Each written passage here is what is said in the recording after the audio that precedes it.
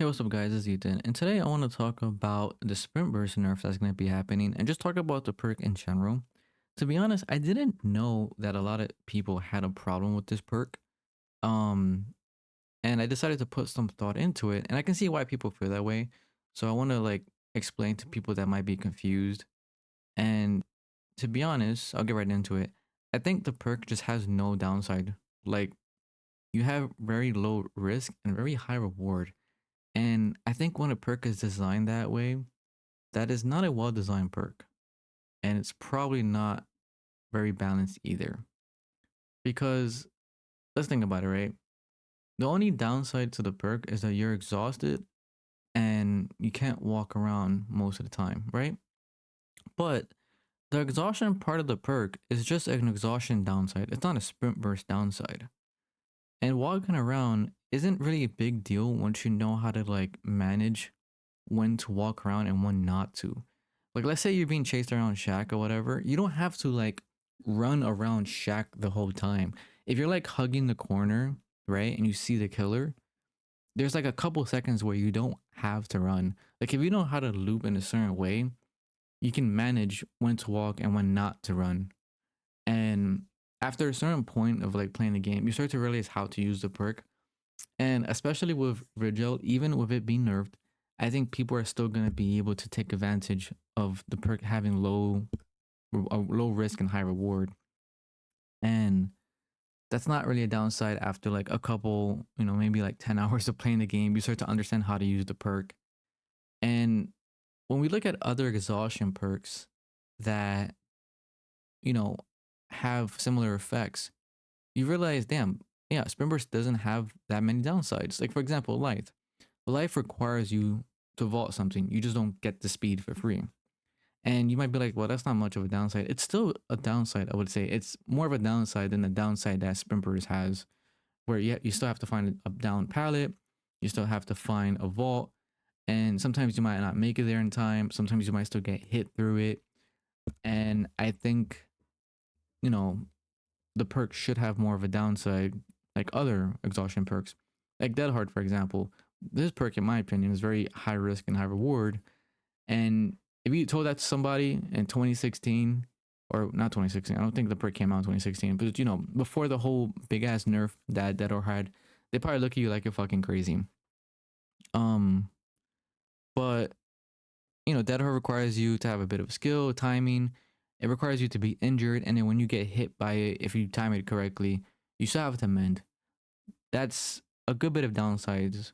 It's high risk and high reward.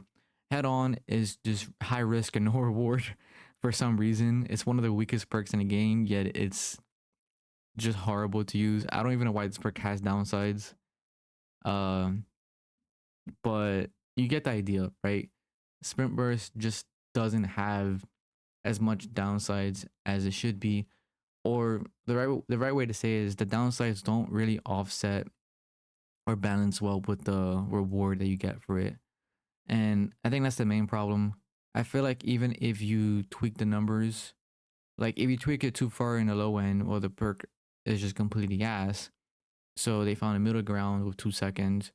But the perk is still gonna have the issues that it has, and the issues that people are like. It's still gonna have the issues that people have with it, I feel like.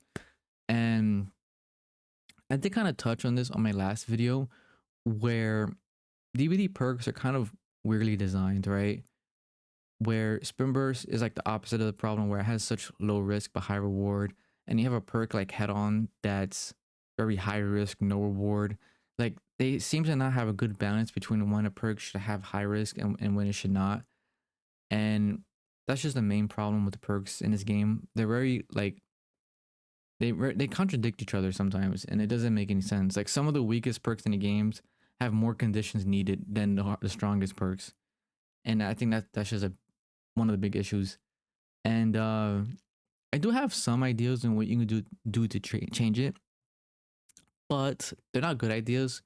I'll just throw them out there, and maybe someone can kind of use my ideas like a foundation for better ideas. So my general idea is basically you do X for X seconds, or you do X for Y seconds. That's more proper, and then you get the perk unlocked. Like, for example, Survivor needs to do the gen for some seconds and then they unlock it, or survivor has to be in chase for some seconds and then they unlock it. Obviously, those examples are probably not great examples, but you get the idea. Player has to do something to unlock the perk. I think that's more proper because there'll be some skill involved, or there has to be some management involved.